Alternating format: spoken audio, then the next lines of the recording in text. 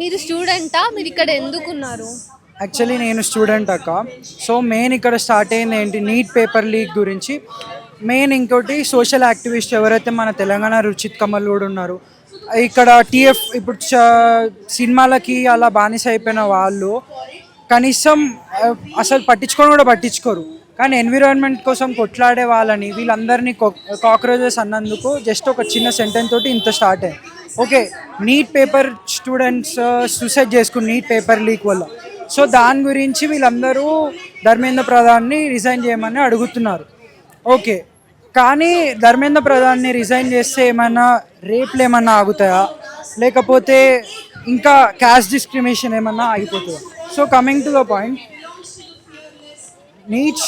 Neat student suicide చేసుకున్నాడు అంటే దాన్ని ఇంత ప్రోపగండా చేశారు. ఐపీఎస్ ఆఫీసర్ అంత చదువుకున్నాక కూడా క్యాస్ట్ డిస్క్రిమినేషన్ వల్ల సూసైడ్ చేసుకున్నాడు.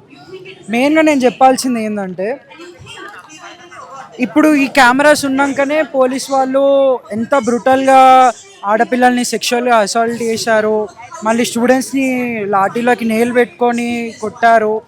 ప్రతి ఒక్కరి దగ్గర ఒక సెల్ఫ్ డిఫెన్స్ ఉంది ఈ కాలంలో. కెమెరా అనేది ఇది ఉన్నాకనే ఇంత జరిగితే, కెమెరా లేక ముందుకు పుట్టింది రాసిన కాన్స్టిట్యూషన్. అంటే కెమెరా పుట్టక ముందుకు ఎన్ని క్రైమ్స్ ఉంటాయో ఊహించుకోండి. బ్రెస్ట్ ట్యాక్స్ జస్ట్ అలా, sorry if I made you comfortable, but this is our history. People made us forget. Just వాళ్ళ బ్రెస్ట్ని కవర్ చేసుకోవడం కోసం కూడా వాళ్ళు ట్యాక్స్ కట్టాల్సింది. నంగేలి అని ఒక ఫ్రీడమ్ ఫైటర్ తన బ్రెస్ట్ని కస్ చేసుకోవాల్సి వచ్చింది. జస్ట్ ఇంకోటి, ఇంకా బీజేపీ, నాకు బీజేపీ అంటే ఒక పాయింట్లో కొన్ని అన్ని పార్టీస్లో ప్లస్ పాయింట్స్ ఉన్నాయి, మైనస్ పాయింట్లు ఉన్నాయి. బీజేపీ పార్టీలో ప్లస్ పాయింట్ నాకు నచ్చింది ఏంటంటే, కాశ్మీర్లో ఇప్పుడు ఇండియా ఫ్లాగ్ ఉందంటే అది బీజేపీ వల్ల. కానీ వీళ్ళకి మన హనుమంతుడిని ఇలా వాళ్ళ ర్యాలీలో డ్యాన్స్ చేపిస్తే అదా మన హనుమంతుడి వాల్యూ. ఇది ఎంత బ్రెయిన్ వాష్ చేశారంటే, మన హిందూస్ వీటిని కూడా డిఫెండ్ చేస్తుంటారు, వీటి గురించి ఏం మాట్లాడరు.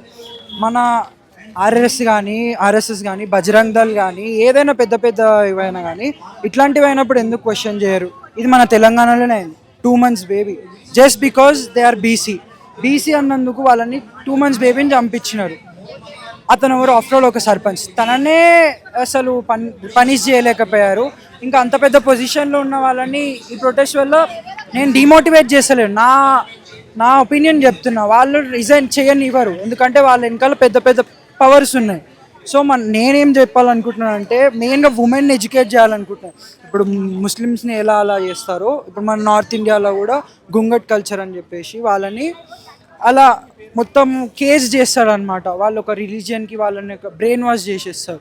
సో ఏ ధర్మం మన, ఇప్పుడు మీరు ఉన్నారక్క, మీరు ఇంత ఓపెన్గా, ఇప్పుడు ఒకప్పుడు ఉమెన్ బయటికి వెళ్ళాలంటే కూడా అసలు భయంతో వెళ్తుండే, వెళ్ళనివ్వకపోతుండే ఇంట్లో. మీరు ఇప్పుడు జర్నలిజం చేస్తున్నారు, ఓపెన్గా మీరు చేస్తున్నారంటే దేనివల్ల? కాన్స్టిట్యూషన్ వల్ల. So only because of constitution. మెయిన్గా నాకు చెప్పాల్సింది అమ్మాయిలకి మెయిన్గా చెప్పాలనుకుంటున్నాను, ఓన్లీ బికాస్ ఆఫ్ కాన్స్టిట్యూషన్.